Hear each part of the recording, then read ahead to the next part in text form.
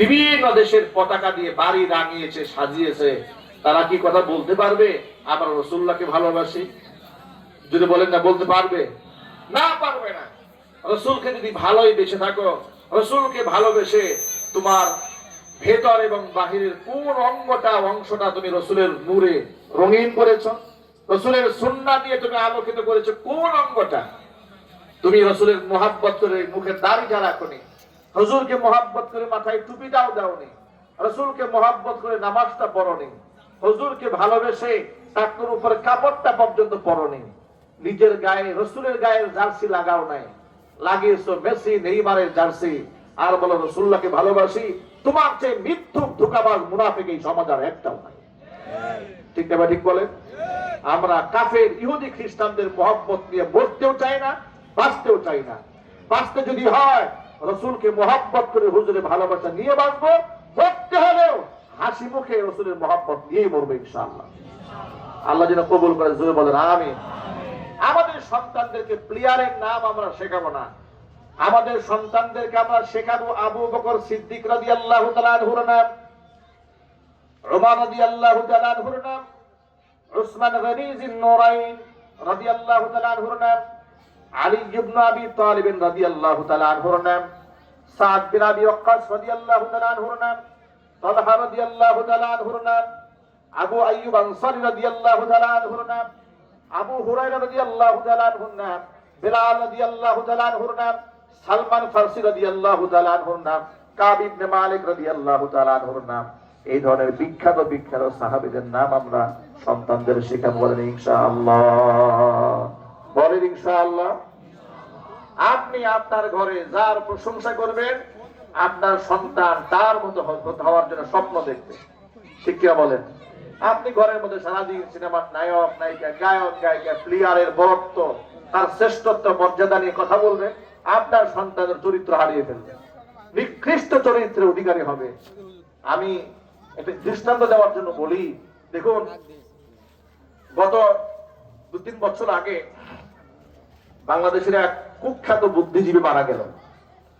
মারা যাওয়ার পরে ডক্টর জাফরুল্লাহ মারা যাওয়ার পরে, সে তো নাস্তিক ছিল, স্বঘোষিত নাস্তিক। তার স্ত্রীকে জিজ্ঞেস করা হলো যে মৃত্যুর শেষ মুহূর্তে, অর্থাৎ যখন সে মারা যাবে, জীবনের শেষ মুহূর্তে তার শেষ ইচ্ছাটা কি ছিল? সাংবাদিকরা তো অনেক প্রশ্ন করেন। তাকে জিজ্ঞেস করা হলে তিনি বললেন, অসুস্থ অবস্থায় তিনি আমার কাছে যেটা চেয়েছিলেন, পুরাতন দিনে তার একটা পছন্দের গান ছিল। তিনি বললেন, সেই গানটা আমার কানের কাছে বাজিয়ে দাও। গান শুনতে শুনতে তার মৃত্যু হয়েছে। নাউজুবিল্লাহ পড়ে। অথচ আল্লাহ নবী সাল্লাল্লাহু আলাইহি ওয়াসাল্লাম বলেন, ইন্নামাল আ'মালু বিল খাওয়াতিম, শেষ ভালো যার সব ভালো তার। নবী করিম সাল্লাল্লাহু আলাইহি ওয়াসাল্লাম বলেন, মান কানা আখিরু কালামিহি লা ইলাহা ইল্লাল্লাহ দাখালাল জান্নাহ, সর্বশেষ কথা যার হবে কালিমা লা ইলাহা ইল্লাল্লাহ, সে জান্নাতে প্রবেশ করবে। অথচ তার মৃত্যু হয়েছে গান শুনতে শুনতে। নাউজুবিল্লাহি মিন যালিক। আমরা এরকম মরণ চাই? সবাই বলি এরকম মরণ চাই না? আমরা এরকম মরণ চাই না। আমরা শাহাদাতের মৃত্যু কামনা করি, আমরা সাহাবায়ে কেরামের মুহাব্বত অন্তরে লালন করি। আমরা আমাদের সন্তানদেরকে গাঁজা, আফিম, হেরোইন, জুয়া থেকে বাঁচাতে চাই, তাদেরকে চরিত্রবান বানাতে চাই। ফেসবুক, ইউটিউবের জামানা, টিকটকের যুগ, এখন চরিত্র হননের যুগ চলছে। ঠিক না? ঠিক বলেন। সন্তানদের চরিত্র বলতে কিছু নাই। তারা হোটেলে গিয়ে রাত কাটাচ্ছে, বারে গিয়ে ফুর্তি করছে।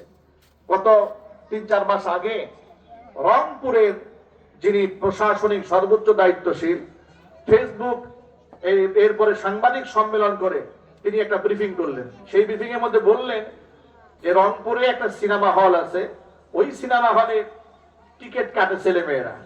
সিনেমা হলের উপর তলাতে, নিচতলায় সিনেমা, উপর তলায় ছোট ছোট কক্ষ আছে। 600 টাকা করে রুম ভাড়া দেওয়া হয়।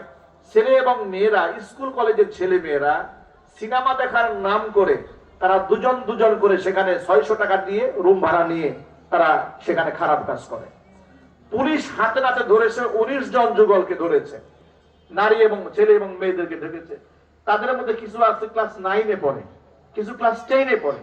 কিছু ইন্টারে পড়ে, মানে একেবারে অল্প বয়স, 14, 15, 16, 17, 18, 19, 20 এই বয়সের ব্যবধানে বাচ্চারা সিনেমা দেখার নাম করে কাজগুলো করছে। এরপর যখন তাদেরকে সামনে আনা হলো, তখন সাংবাদিক জিজ্ঞেস করলেন, তুই এদের শাস্তির কি ব্যবস্থা করলেন? হাতে নাতে ধরার পরে পুলিশ বললেন, দেখুন আইনে তো তেমন কোনো ধারা নাই, তবে তাদেরকে মুচলেখা দিয়ে ছেড়ে দেওয়া হয়েছে। কল্পনা করেন, আপনি 16 বছরে একটা মেয়েকে বিবাহ দিতে গেলে রাষ্ট্র আপনাকে জেল খাটাবে, জরিমানা করাবে। কথা ঠিক না ঠিক বলেন? যে কাজী সাহেব বিয়ে পড়াবে তার 12টা বাজিয়ে ছাড়বে, অথচ হাতে নাতে অপকর্ম করতে ধরা পড়েছে। ইসলামে খেলাফত শাসন ব্যবস্থা কায়েম থাকলে শাস্তি হতো মৃত্যুদণ্ড। ঠিক না ঠিক বলেন? তিনি বললেন যে না, আইনে তেমন কোনো ধারা নাই, মুচলেখা দিয়ে ছেড়ে দেওয়া হয়েছে। এই সময়ে এই আইন দিয়ে এই যুবকদের চরিত্র আপনি কি করে ঠিক রাখবেন? কিভাবে সন্তানদেরকে আপনি জেনা থেকে বাঁচাবেন, ব্যভিচার থেকে বাঁচাবেন? তবে আপনাদেরকে কোরআনের মাহফিলে রবের নামে কসম করে হলফ করে বলতে চায়, আপনি নিশ্চিন্তে রাতের বেলায় ঘুমাতে পারবেন। আপনার সন্তান ইয়াবাখুরো হবে না, গাঁজাখুরো হবে না, নেশাখুরো হবে না, সন্ত্রাস হবে না, যদি আপনার সন্তানকে আপনি কোরআন এবং সুন্নাহ শেখাতে পারেন। এই জন্য আমরা সকলে মিলে একটা নিয়ত করি, আজকের মাহফিলে যে দুটো ছেলে আছে কোরআন কারিমে হাফেজ হয়েছে, আমরা আমাদের সন্তানদেরকে যুগশ্রেষ্ঠ হাফেজ কোরআন বানাবার নিয়ত করবো ইনশাআল্লাহ। সবাই নিয়ত করেন, আল্লাহ যেন কবুল করেন। হাত তোলেন, বলেন হে আল্লাহ, একটু জোরে বলতে হবে, হে আল্লাহ তুমি আমার সন্তানদেরকে হাফেজ কোরআন বানাও, আলেমে দ্বীন বানাও, দাঈ ইলাল্লাহ বানাও। হে আল্লাহ আমাদেরকে তোমার ওলি হিসেবে কবুল করে নাও। হাত নামান। এই যে নিয়তটা করলেন, হাত তুললেন,